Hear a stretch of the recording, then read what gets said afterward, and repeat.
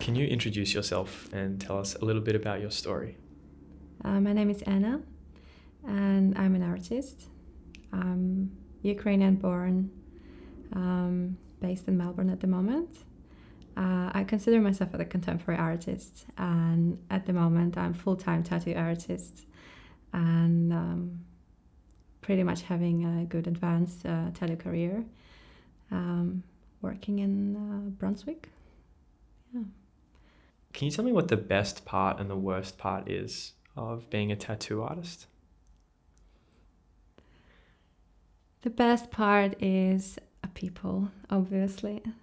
The clients are amazing, and the people I'm meeting every day, they are just fantastic because they bringing up these stories, and it's so interesting. That was probably one of the biggest reasons I really wanted to become a tattoo artist and take a tattoo career, because a connection we built in between me and the client during a tattoo session is incredible, because people are coming for multiple sessions for long hours, and we spend with them like 5-6 hours every 2-3 weeks, or maybe like every few months.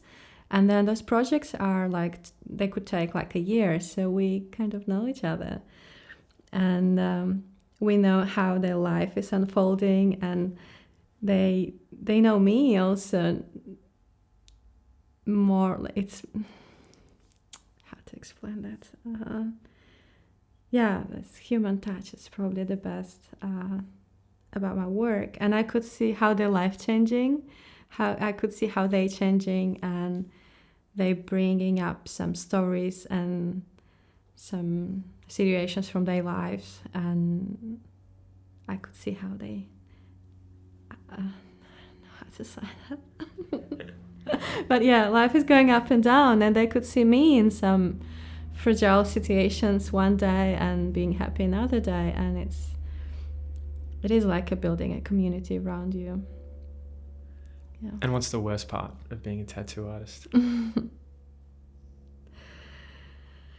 And the worst part of being a tattoo artist, I would say also the worst part of being a female tattoo artist is a judgment. Is this big pressure of judgment from different perspectives, meeting people who I'm meeting people and see judgment in their eyes before they actually know me. So when people see tattooed women, they have already a stereotype in their mind, which they're carrying with them. And it could be cultural stereotype, it could be like personal stereotype, or some personal experience. People don't have to know who is a tattoo artist, but they have this image. And seeing a tattooed woman, a woman covered with the tattoos, they already have this, they already build the wall between us. And then it takes the time until they know me and they actually relax, and they like, oh, this is Anna. What kind of judgment do you think they have, or prejudice, when they see you? I think what kind of judgment?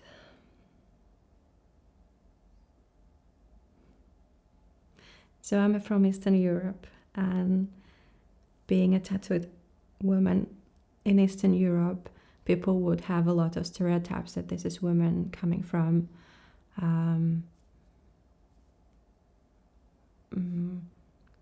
like a criminal organizations or something, or a woman who is not living a good lifestyle, not being very well behaved. And then as I was living in Asia, and I have Asian tattoos on me, so again, people would have this judgmental stereotype of the woman who done something wrong in her life, or woman who is not allowed to be in certain places or not welcomed, or in Australia, people would think, oh, she's probably not well educated because she probably don't have enough brain to go to university. And when they know, oh, she has 2 master's degrees and she actually read the books and she actually what she's speaking about on, and it actually makes sense. She's not what I thought. And it probably, like me living everyday life, it's just like breaking people's stereotypes about, like cultural stereotypes about tattoo industry, but also about who, like the people who are having a tattoos, because obviously now everything is changing, and most of my clients don't belong to the criminals. Most of my clients are actually amazing people. They're adult professionals who are doctors, lawyers, a judge, or people working in the bank, and they have huge, bigger pieces on their body, maybe in the place where you can't see, but they don't belong to what the other, like what's like they don't belong to the criminals. And they want to have my artworks because they could see this is beyond just a tattooing. It is an artwork, and also I'm capable of I'm having a skills to draw what they want to see on their bodies, and they trust me with that. If you could say something directly to those people that judge you, what would you tell them?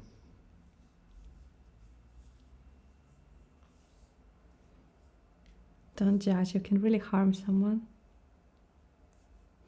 Yeah, judgmental position is not a good one, and you can harm someone personally a lot by judging them.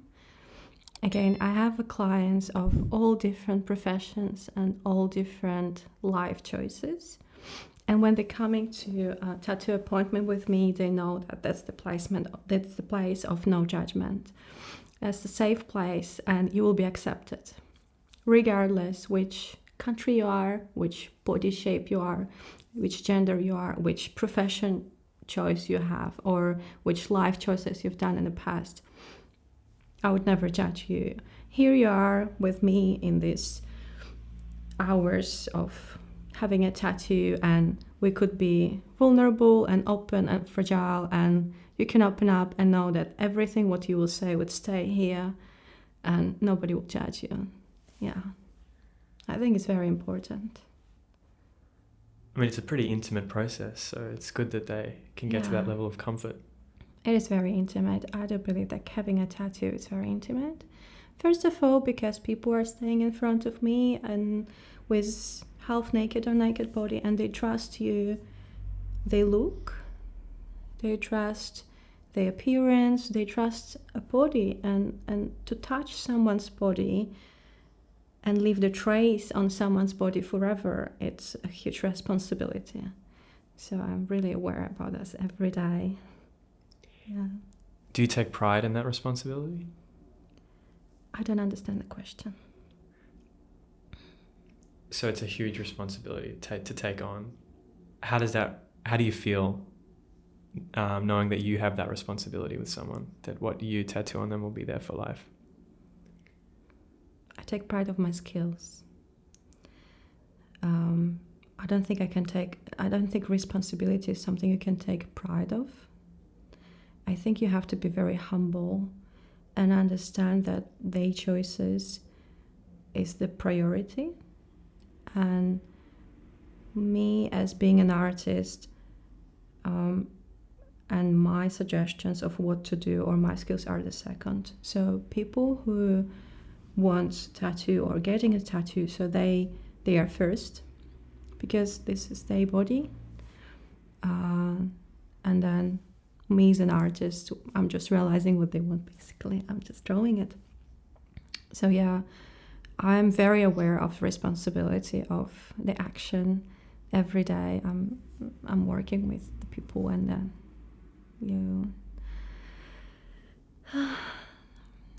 changing appearance of people forever.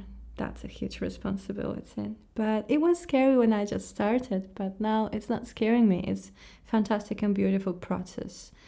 And every work, very much depend on the person, because it's not only my work, we're working together. It's like we both how to say this in English? The encounter is the process of encounter each other's in this silent or little talk hours of creation, and each drawing would not be the same for different people. They are different because a person inspires me, and they inspired me to create something for them, and they have it's difficult to explain what I want to say, but like this drawing became like that because it's this person. If it would be someone else, it will look differently. So when they say, oh, thank you for doing it, I'm like, thank you for being, because without you, I will not create that. Like, you giving me a chance to create every day. And it's beautiful. It's inspired me. What was the most meaningful connection you've had with a client? Wow, what a question. Let me think.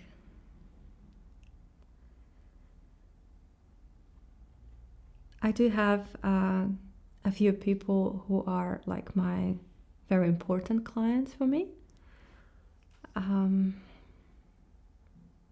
We connected not only by the tattoo, but like outside of the tattoo. Because again, people open up about their lives and their personalities. And I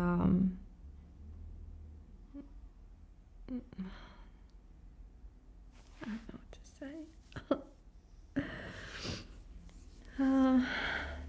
It's became very private. What was the most meaningful connection? I'm tattooing one woman. She's very interesting. Beyond the fact that she's just beautiful person, and I'm tattooing her for like a year, more than a year, and during all of this time, we shared so many stories, and our life changed so much. And she saw me in very like fragile moments, and she supported me out of just tattoo sessions and being just present in moments which I needed support. And I've been with her for those moments, and maybe like just silent connection beyond just a tattooing itself. But then we stay friends with some of the clients. Even they live overseas now, but they would write me and say, oh, this and this happens in my life. Or, Anna, how are you? Even they saw me like 2 years ago, and they just want to share because they still feel supported and connected, and they know that I'll be happy for them all the time. Yeah, I think this is meaningful. So I do believe that connection we create, that's meaningful. Yeah. How do you handle the pressure of being a tattoo artist? Pressure of what? The social pressure, economical pressure, emotional pressure. the artistic pressure of doing something permanent on someone.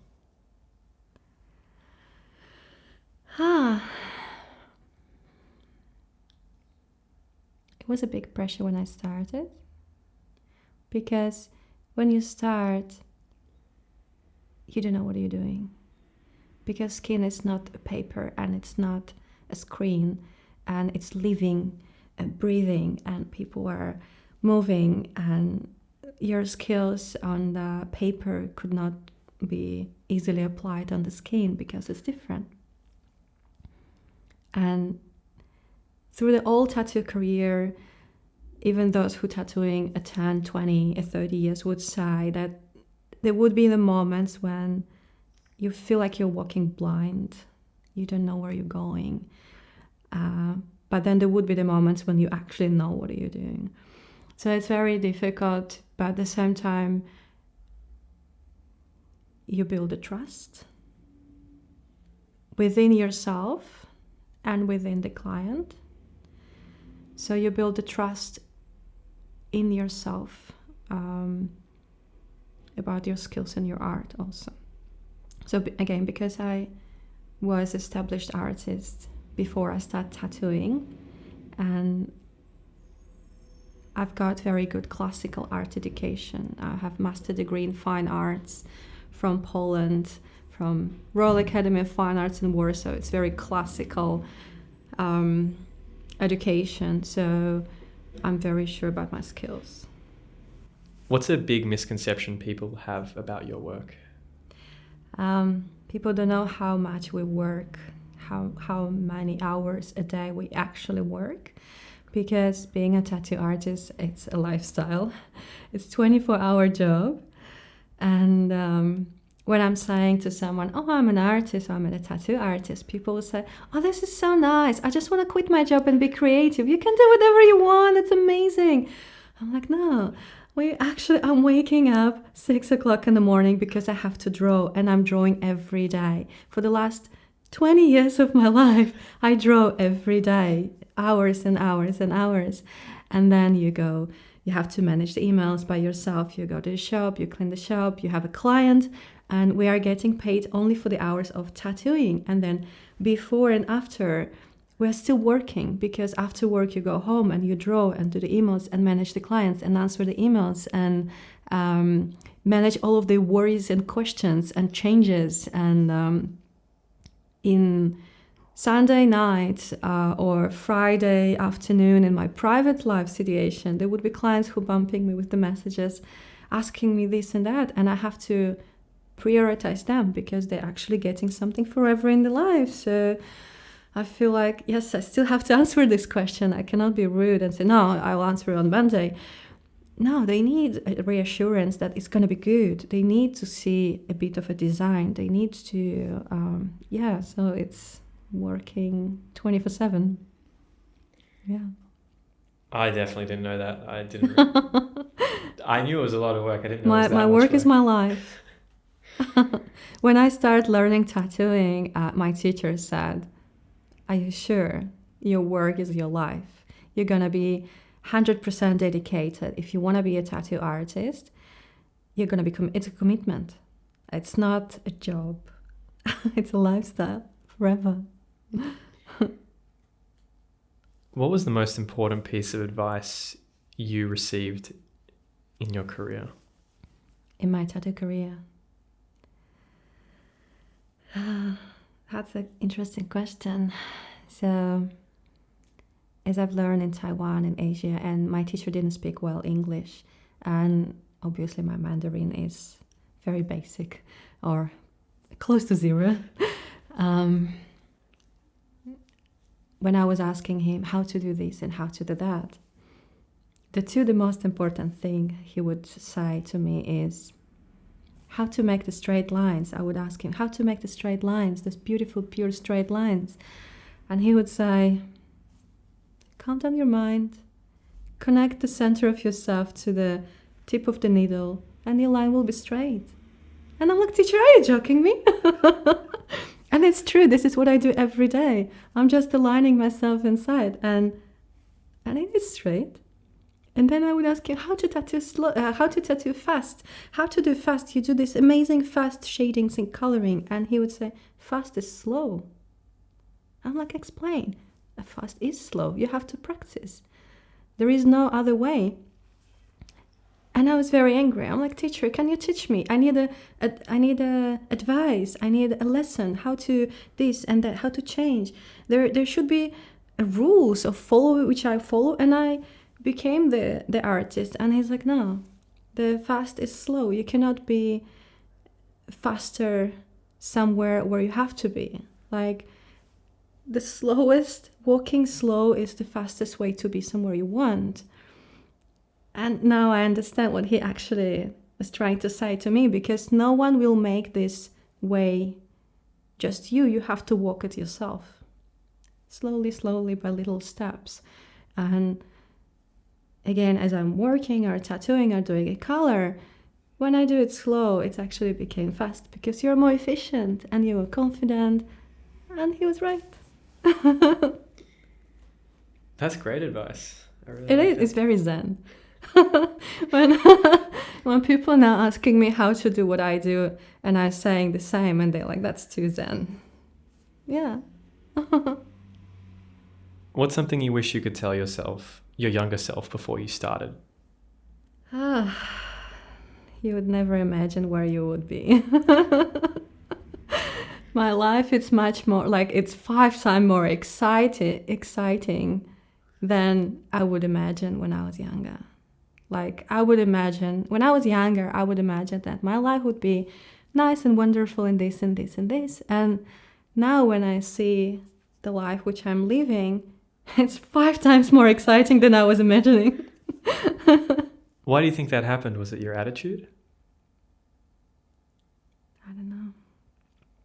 It was a desire to live and experience and be who I want to be and never forget who I am and be resilient to what's happening and just keeping the focus of living the life. Yeah, the being of who I want to be. What would you tell other people that are struggling with just being themselves? Don't give up. It's very simple thing to say. I know it's basically nothing, but it's very important. Just be yourself. Believe in yourself. Trust you exist. You're amazing, and we're all so unique and beautiful. And yeah. Did you always believe in yourself?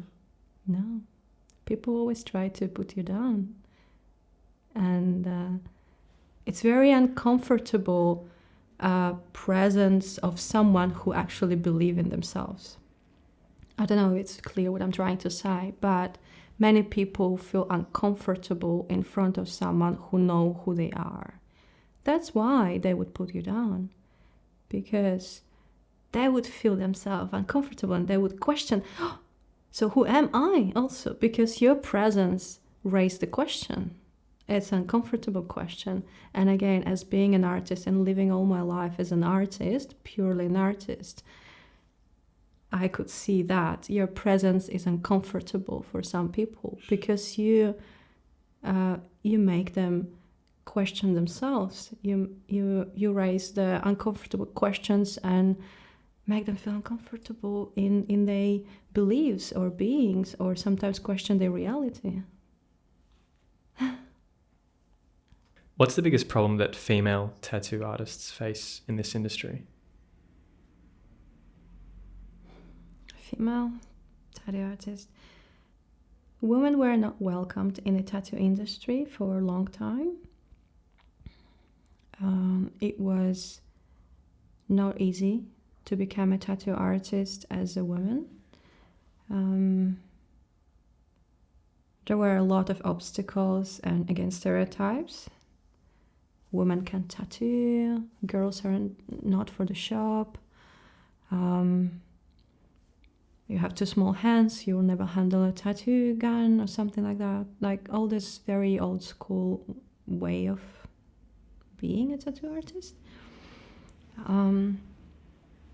Still it's very common, unfortunately, common behavior in tattoo industry of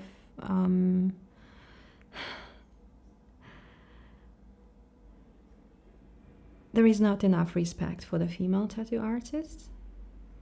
Some of the artists, they could still say your place is on the reception. So to gain respect in my industry is pretty challenging as being a tattoo woman. I think that is challenging, but now it's changing. There are a lot of female tattoo artists nowadays. And a lot of clients are actually prefer to go to a female artist because they just feel more comfortable without all the toxic masculinity and the misogynist talks in the shops with artists who actually don't really care about them. and being rude. So yeah, I'm not saying that everyone is like that. There are a lot of very nice and brilliant people, but yeah, I wish that attitude would change. I think, yeah, clients would never appreciate that too. What else could be a big challenge in my industry? Yeah, I think the attitude of the artists themselves. Yeah. What's something that would surprise people to know about your work?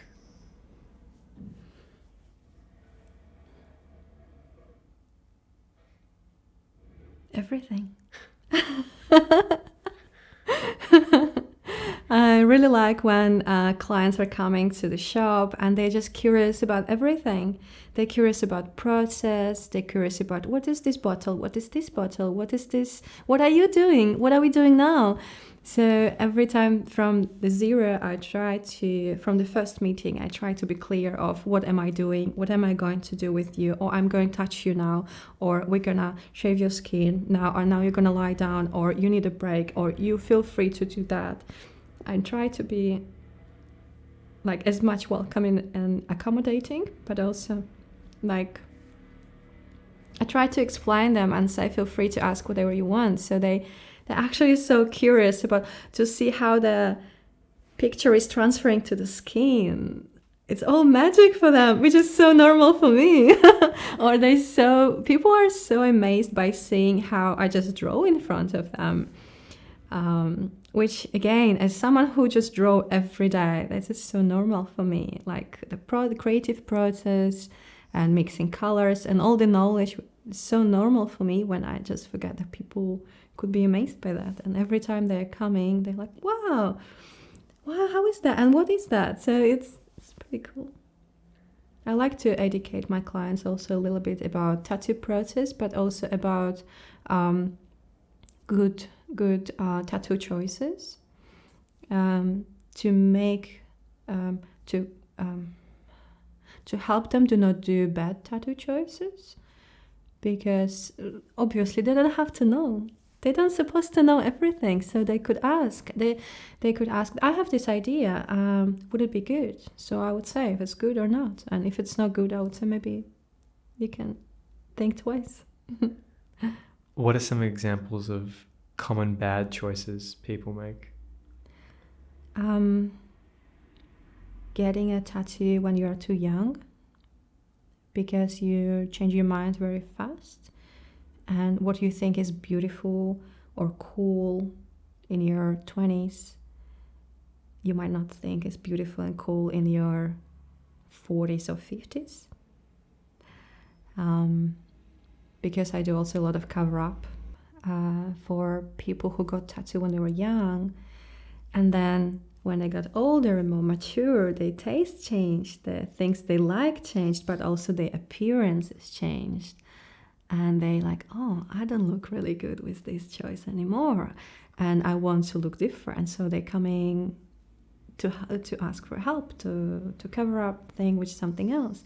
That's why I'm always saying you have to go for the timeless ideas. You have to go for the classic thing, because there are things proven by the time.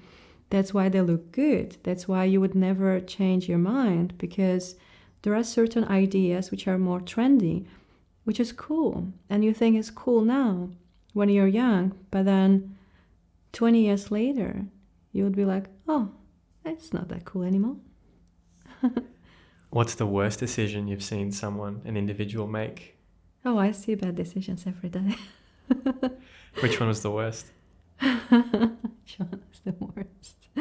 There were a lot of them. I don't want to judge.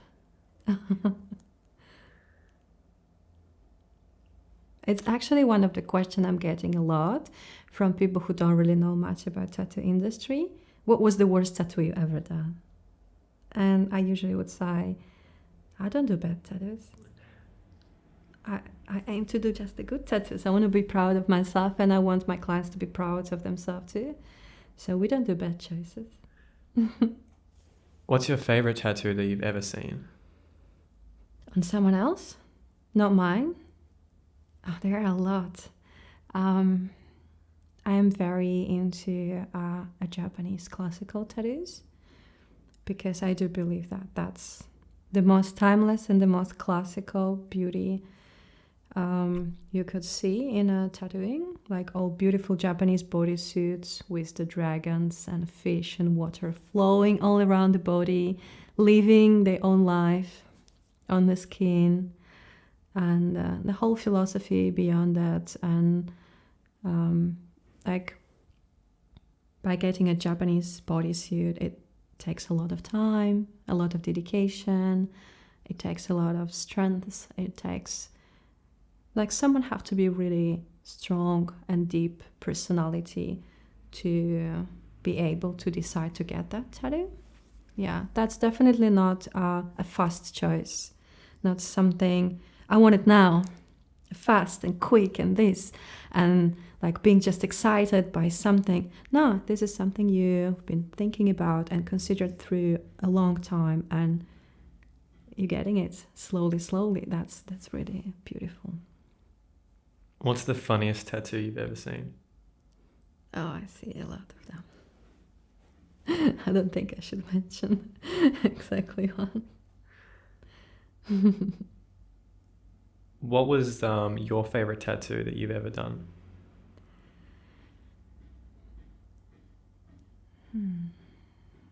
I hope it's in the future. But I've got a couple of really beautiful pieces I'm doing at the moment. Most of them are representing strong female characters. And this request came from my clients.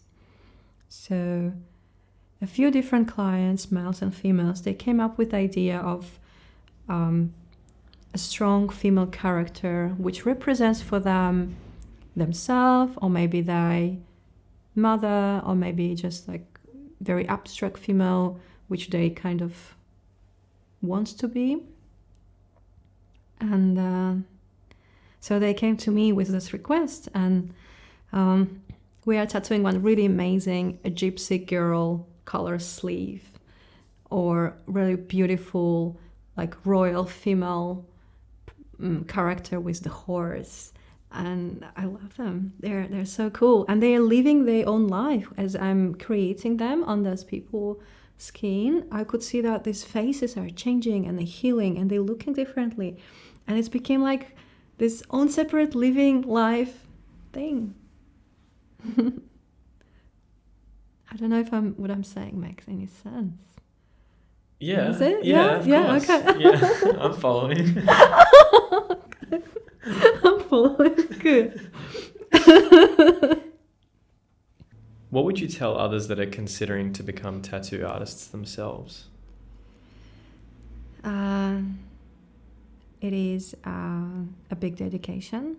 It is a very big commitment. So you have to be sure you are ready to take this life choice, because being a tattoo artist, it is a life choice. It is not a short-term career. It's not like I will try and then we'll see what's happen.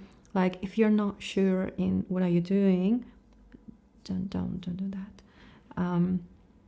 You have to be young. You have to have a lot of time to dedicate to that, because to become a good artist, it does take time. Like, it's very slow process, but also you have to understand how the tattoo industry works itself, because you have to get like a proper mindset, and you have to be a good person. You have to be a good person with the kind heart, and have a high moral standard values, core values in yourself, because there are a lot of people who don't really respect that in the tattoo industry, unfortunately, and they will not be a good artist. So make sure that you're a good person, that you have a lot of compassion in yourself, that you're really kind, and that you have a time to dedicate yourself to that profession, and you have a lot of resilience, because it's hard, and that you know what is a commitment. Yeah. What's something only people with tattoos would understand? That's a good question.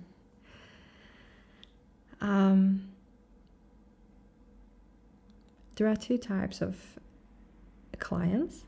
It's I will tell a bit of the before the question. So there are two types of clients, and the pain is a pain for everyone, right? There is no not painful tattoos.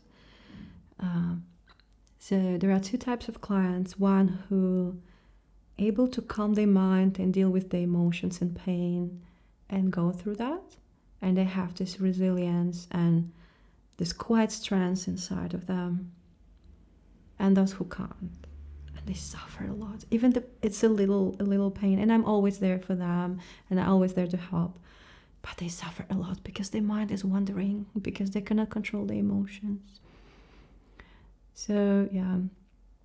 So coming to the question, what the people with tattoo can understand, and the people without tattoo can't. So there are a few types of qualities, like personal qualities I would mention is you take a risk. Because it's stepping into the unknown, getting a tattoo, something risky. People will just like, oh, what is that? So you're brave, you're resilient, because you're able to deal with, it's not only about the pain during a tattoo session, it's about the life. It's about how resistant you're in the life. Doesn't mean you don't have to be a tough dude to be very resistant. You can be very tiny little girl who's very, very focused on what she do and on herself, and very like in control of the emotions. So yeah, you have to be resilient.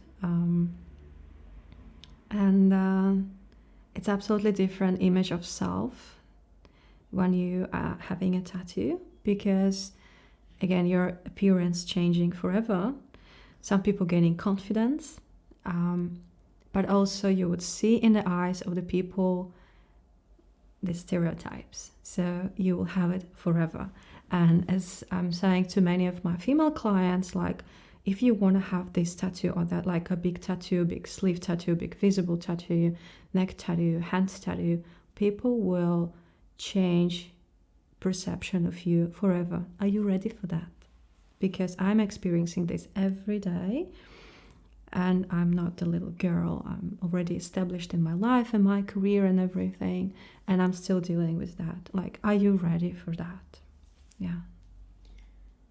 What do you like and what do you dislike about the tattooed community?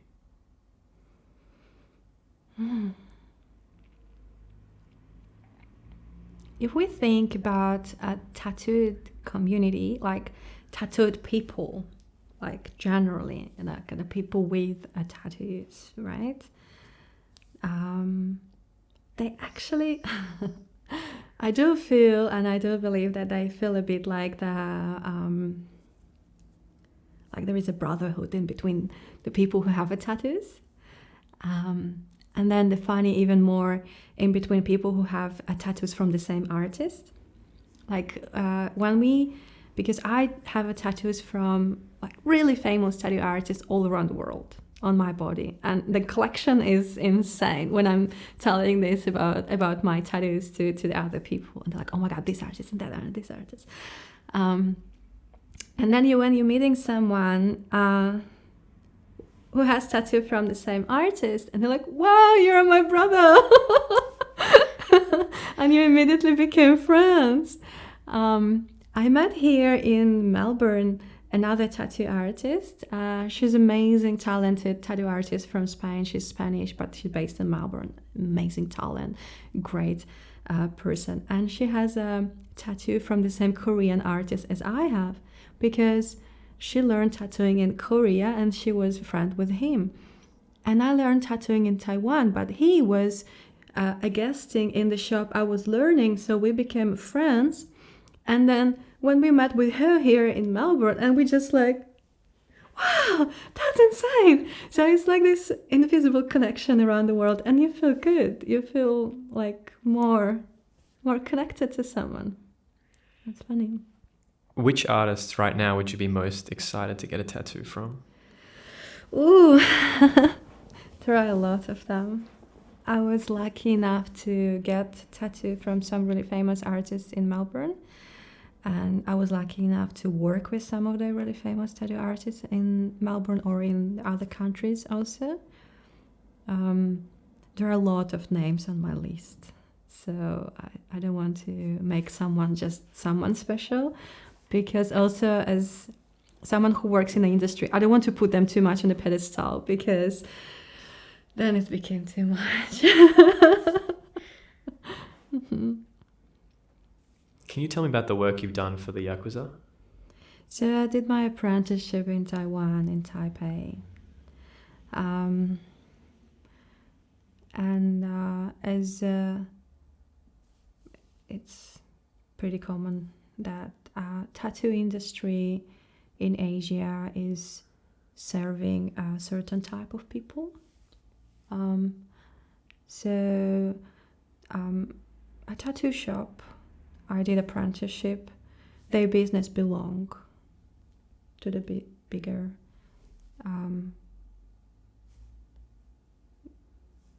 organization. And as you know, many people from Japan or China or Thailand or Taiwan or who back in the time who belonged to those organizations, they were having markings on their bodies. So tattoo artists would always be someone who kind of like on the side of that kind of lifestyle. So it doesn't mean that we belong to that, but we kind of serve to them somehow, like as an artist. So that was the mentality in Asia. And yes, the shop I worked sometimes,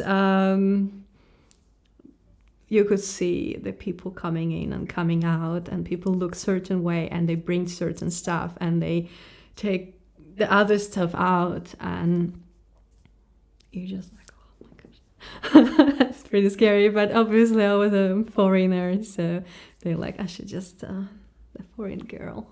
She don't understand anything, and again, I don't understand language, so the things which happen there, I'm just like, okay, I don't know what's going on around me. What would you like to know about that experience? Did you ever feel like you were in danger? No, because first of all, tattoo community is very protective, and we all care about each other. So when I say I do belong to the tattoo family from Taiwan, I literally belong to tattoo family, which has a group of the people with my teacher, teachers of the teacher, the older artists, the younger artists, tattoo apprentices, and everyone who apprenticed the year with me. We're all connected, and they're all my brothers and sisters. I would message them if I need their help, and they will come to help me. I always know that there are people who will come and be there for me. So even like being a foreigner traveling with around the world, you belong to the chain of the connections, and thanks to them, I've got a job in different countries, and thanks to those connections, people care about me also. So no, I've never feel like I'm in danger. Because again,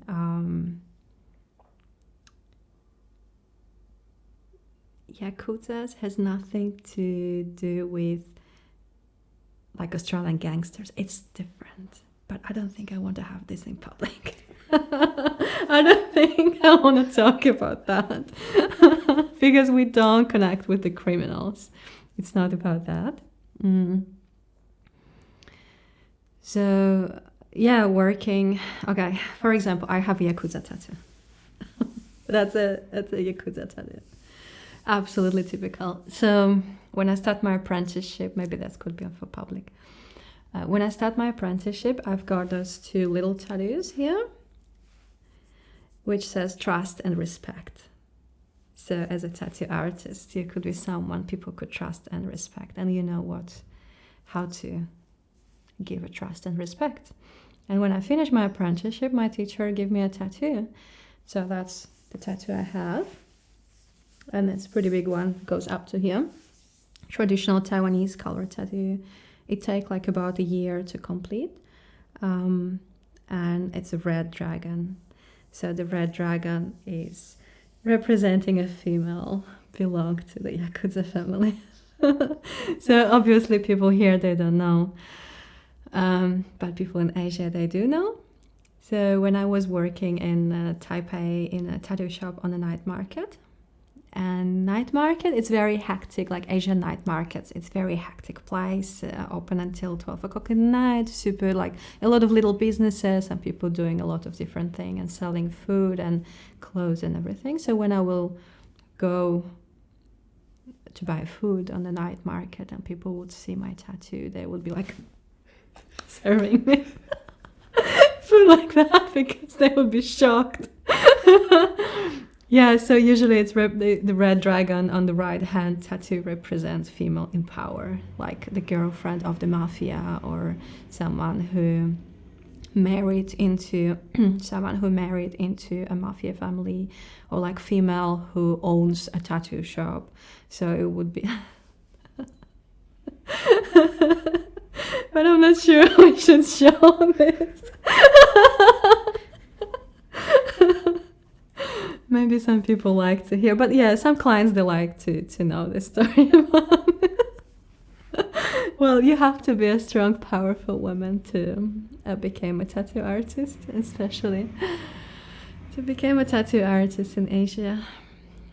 People will point at me with the finger, or like in public transport, like in metro, if I will be like in metro, their train, or like holding, and they would see, and I would say, Yakuza.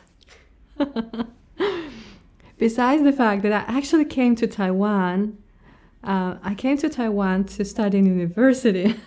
I didn't came to Taiwan to become a tattoo artist. It was absolutely total surprise in my life. I came there because I got Taiwanese scholarship to study in university. And I wanted to study curating of contemporary art. And then as I was studying, a great study, really nice, but it was mostly theoretical, very, very like dry. And as I'm a practitioner, so I was like, I'm missing the art itself. And it's just random thing happens with me part-time. I start seeing different artists, and yeah, one of my friends like, you always wanted to try, why don't you? And I'm like, oh, okay. So I draw a couple of illustrations as a portfolio and show a couple of places, and they hire me. Yeah. And I started coming after university. I will be coming to tattoo shop part-time, doing a little thing. Mostly you do cleaning and all this stuff. And then at the end of the university, so it was 3 years course of my postmaster degree, becoming a curator. So in my diploma year, I actually dropped university because I felt like I already have a degree. And what am I studying for? Becoming a curator? That's boring for me. I want to draw every day and I want to experience life. I want to be independent artist. And what's happening here around in this tattoo shop was so interesting and amazing that I dropped the study and I'm going to be a full-time tattoo artist. So I dedicate myself full-time to that. And yeah, 3 years later, I'm full-time tattoo artist working, traveling around the world, meeting amazing people, and yeah, feeling myself the best as never before. Like it's everything came together, and I just became very fulfilled and happy, aligned with all my philosophy and values and everything what I do in life. And yeah, when you are young, you feel like you need to listen to someone. Like your parents would say, "Oh, what you would do with your life," or when you're getting tattooed, "Oh, your life is done forever." Never do this. And I was old enough, so nobody can say anything to me. and I had no one around who would question my choices. And I was kind of crazy enough just to step into the unknown. And, you know, like all my friends from university, they said, are you stupid? You had an art career before. You're about to become an international curator. What? Do you want to stop university? My promoter is actually really famous, really great curator. He asked me, like, are you joking? What are you doing? Are you going to become a tattoo artist? I'm like, yeah, yes. And I thought the best is never. Yeah. It was like a jumping from a cliff, because I had the established life before, and I start everything from the beginning, because people don't know. And even like now, as I'm a tattoo artist and I have already my career, but people don't know what I was doing before. They don't know who I was. They thought, yeah, I was doing it all my life, but no, I have to leave a lot of things behind and start again. Can you tell me a bit about your performance art in the past and your previous work history? Yeah. So after finishing art school, I started doing performances in the art school while being a student, and it was on one of the performance festivals.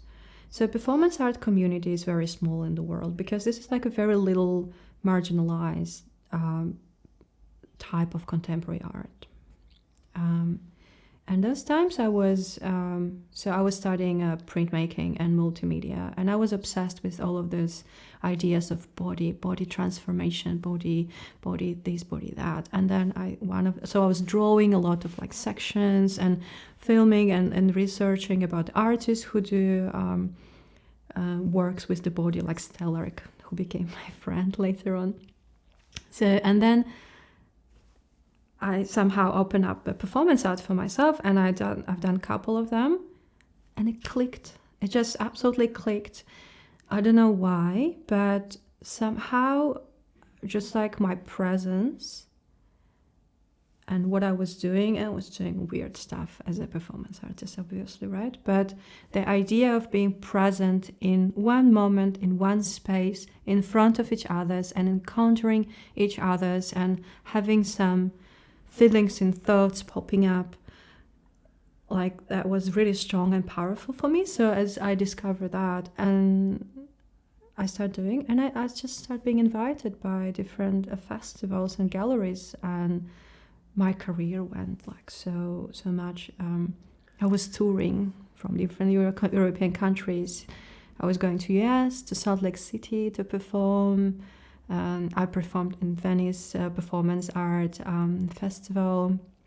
It was great. It was meeting Stellark, meeting Marina Abramovic, meeting Orlan, meeting amazing artists and performing with them. It was absolutely fantastic. But also linking this to being who I am, to being Ukrainian, experiencing the different changes or like problems, political problems in Ukraine. I was linking that to my performance art. So it became very political at a certain stage, and I felt like I'm overwhelmed with that, because I'm exploiting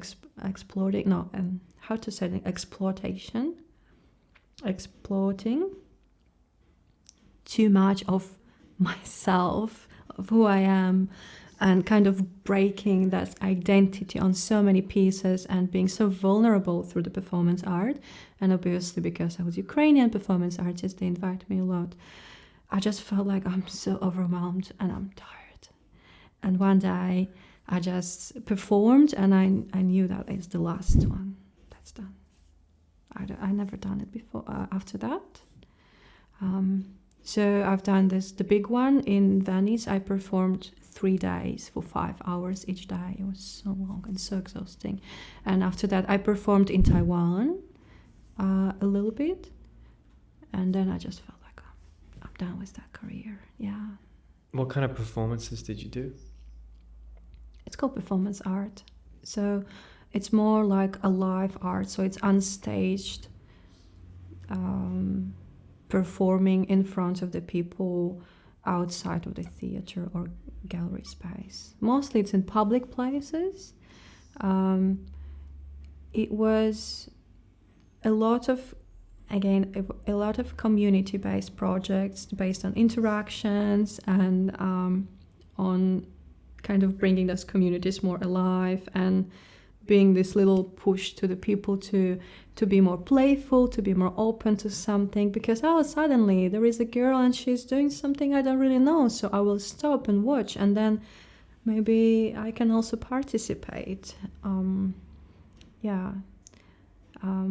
of the concepts for me was just shifting the perception from the everyday reality. So I was in weird costumes, right in the middle of the street, trying to do some engaging actions.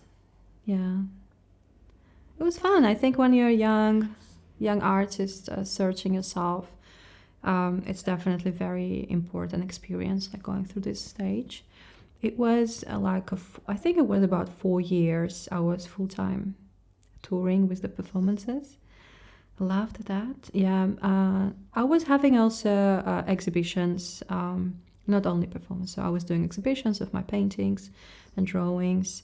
I do have my drawings in the Melbourne in Polish Art Foundation. And those times, so I sent my artwork when I was living in Poland, and I have no idea where is Melbourne, that Melbourne exists. I have no idea where is Australia. It was just this Polish Art Foundation from some Western country, and they were having a competition. And I sent one of my drawings, 2 of my drawings, and it was drawings of old women and a little boy from a Polish Afghan community, from Afghanistan, from immigrants from Warsaw. So I had a photo of them and I drew their portraits. And then I sent to the competition. So I got the prize and they had my work in a collection. And later on, when I came to Melbourne, I'm actually like, something clicked. I'm like, let me check. And I checked and I emailed them. I'm like, is this the one I've sent my work? And they're like, yeah, we have your work in the archive. That's amazing. Somehow life linked me. Yeah. That must have been a cool feeling, knowing that you'd come here by chance. And yeah, absolutely. Never planned to live in Melbourne. And actually, yeah, and I'm like, I was sending something to Australia, and apparently it was here. Yeah. And this Polish Art Foundation, I think, they're actually really cool and very active, and they do exhibitions, so I'm planning to go and see them. Yeah. What kind of style was your art? Was it controversial, or was it... Yeah, it was very provocative and very feministic and political. Yeah. What was an example of a project that you did?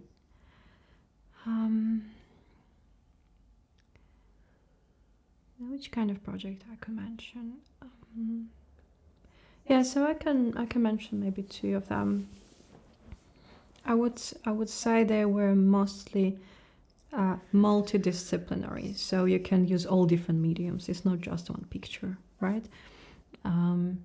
So I've done this performance and installation, which called Body and Borders, about Ukraine, an invasion in 2014-2015 when so Russia occupied Crimea. So they took over Crimea, and part of my family is from there. So I felt like I've lost my hand. And I was born in the south of Ukraine on the coast of the Black Sea. So now, 6 years or 8 years later, Russia occupied my home city. So now I feel like first I lost the hand, and now I feel like I lost most of myself. But yeah, the project, if we're talking about project, so it was performance during 3 days. I performed for 5 hours, and each day was representing the life and the struggles, and then rebirth. And I did installation in the gallery. So the first day it was me in partly like Ukrainian clothing with the Ukrainian embroidery stuff, and I had installation on the walls. So I put little plastic soldiers on the walls, and I was sewing. I had the pearls, and I was sitting in front of the people for 5 hours in this gallery, and I was sewing those pearls into my skin, into my family embroidery pattern, because my grandma, she is doing embroideries, and my mom, she did embroidery for me for my 20s with the like red patterns, because each family has embroidery patterns, and it's like a language, and we have our family story like code in there. So I was sitting in front of the people and sewing to my chest the pearls, thinking about my family, and speaking to them in Ukrainian. The second day, it was like this very dramatic part about the invasion in Ukraine, and I was burning stuff. I had the gas mask on me. I was this plastic soldiers on the wall. I was burning them, so they were like in the fire, and then I cut on my chest war. I have a scarification word, war, on my chest. Because when it happened first time in 2015, I was like, that's something which scarified me forever. And I am a Ukrainian body which has war forever as my life history. And that's true. It will be forever. It will never go. But now it happened twice. Unfortunately, it's going on again. So yeah. And the third day, it was installation in the same room. So people would be coming every day and knowing that they could see me in the room next day. So they will come next day, the third day, and it was a peace and quiet. And I had photos of my family on the wall, like the old photos of Ukrainian family or different generations, with the textile attached from the photo, like a rod, let's say, of the generation connection through the floor, and me lying down on the floor covering me partly, and me lying down on the floor having on my face and part of my body a soil with the seeds, and I had a lamp, like heaters, on me with the soil and the seeds. So during the 5 hours people could see the seeds growing through my body, as there is a little bit of thing when the Russian soldiers came to Ukraine to take over the country. Ukraine is full of fields of the sunflowers, and one of the old women who went through the Second World War, and when she saw the soldiers again, she said, "Don't forget to put the sunflower seeds in your pocket so they can grow through your body and we can have more fields." This is how we have those fields, because our land is beautiful and we will stand through everything, and the life will go through even all this shit you do now, and through all us, our bodies. So it was a bit of like presenting my body, connecting to my family history, and just like going into the history back, and the life growing through this again. I don't know if you show this to the people, but that's yeah, that was my art about that. Yeah. The scarification thing, how intense is it? You can see it. I mean, you can see it. It was part of the performance I've done. It was already 6 years ago. I could still read the words through that because it will never go. It's like a cat scratch, but like scratch word. Yeah. How do you feel about what's currently happening in Ukraine, in your home country? That's devastating. Like, it's absolutely devastating. First of all, when it happens first time, I was hoping that it would never happen again. Now it's very hard because I just feel like all my world crashed. Because I'm an immigrant here. I'm an immigrant without the roots. I don't have a family here. And as it happens now back in Ukraine with my family, and Russia took over the city where I was born, and now they're forcing them to become Russians. I felt like I'm actually losing my ground. Like, where I am from, it's like I don't have a home anymore. When before I always, like you connect always yourself to the people, to your family, to the place you belong to. Now I feel like I don't belong. Why? It's so unfair. Why does someone have to do this to someone? And yeah, it is absolutely devastating, and I don't wish this to anyone. I hope those things would never. No one should experience that. So it's like so enormous level of cruelty, as absolutely there is no reason, like absolutely unreasonable. Yeah, well, I just have to accept that, and it's weird. I'm saying I have to accept that, but it's something you would never accept. But also, it shows me how small the other things could be. Like, the people are unfair to the other people all the time, every day. And some people, they think, oh, someone offended me or wronged me, and why you're so stressed, or and then compared to this experience, you feel like all that worries and those fire, and they're so small. Like, dude, your fears are so small compared to what my brother experienced, who is protecting the borders, or like every night waking up hoping that my parents are still alive. Yeah, you just understand that there is something bigger than those little fights, or yeah. How are you coping with the sadness and the uncertainty? I don't think I'm coping. You have to leave.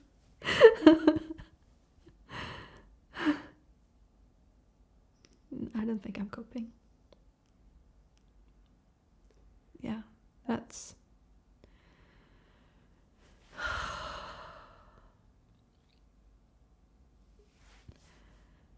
It's very weird because, again, as I'm lucky enough to live here in a safe place, in a safe country, and every day here it's beautiful and people are happy. So, but at the same time, as a bigger part of my reality is there, and I could literally know and see what's happening, and I don't know. The days when it was happening, I just feel like I'm dying. Like I'm not existing anymore. Like anything matters. Like nothing could be the most important than that. And obviously you cannot help, you cannot do anything. So as I had to, keep going with my daily life responsibilities here, and do not just get too much into my head, I was, like Viktor Frankl says that you cannot change the things which are happening. Sometimes it's not your choice. You can live in very overwhelming situations, and it's not your choice and it's not your fault. The only thing which you can choose is how you react on that. So every day I'm waking up and I make a choice to react, to be resistant. So I'm waking up every day there is another day and there is a choice to keep doing my life and being happy, being happy, and go through just a life experience. Yeah. What's something you wish other people knew about the situation in Ukraine? It's real. Because people look through, there's a lot of ignorance. People look through the television, they're like, another sad news today. I do understand, yes, because we all want to live a happy life, but it is real, and it could happen with anyone. It could happen with your family. How would you live your life if this happenings with you now? That's not pleasant, and yeah. Can you tell me about your experiences with your female clients? Yeah, the female clients are very different, and they're actually very interesting. So each of them has incredible life stories. Each of them, most of my female clients are mature women who went through something in their life. And they coming to the idea of having a tattoo, and they coming to the moment of having a tattoos through the living and recovering from their past lives mostly. And most of them are very established in their life personalities.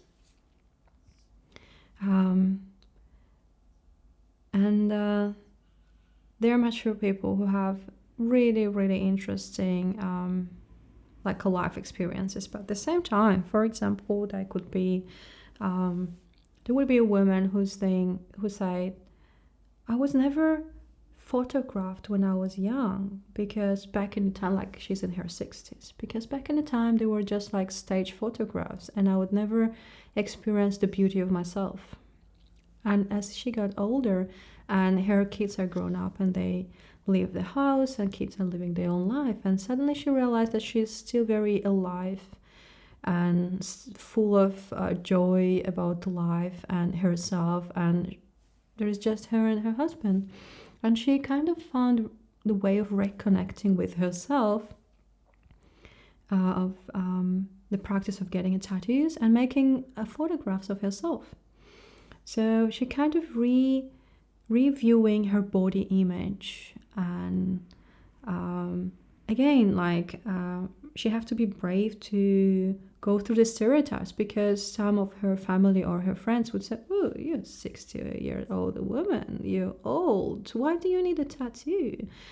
And she would be questioned, why? I'm still beautiful and I deserve to be perceived as a beautiful person, and I want to show off my body because I love my body. I'm discovering my body now more than when I was young. And I'm discovering my body image absolutely differently, and embracing my age and embracing my aged beauty. And I can show it also to the others, because through the internet and social media now we can see how big variety of the beauty in the world, and there is not just one standard, there is not just one age, there is not just one shape of the beauty. So by having a tattoos for her, it's just a practice of reconnecting with herself. When for the other person, for example, it would be memories about what she experienced in the past. So she would be struggling with something in the life, and then she see herself as this type of strong mermaid with the red hair and this and this and that.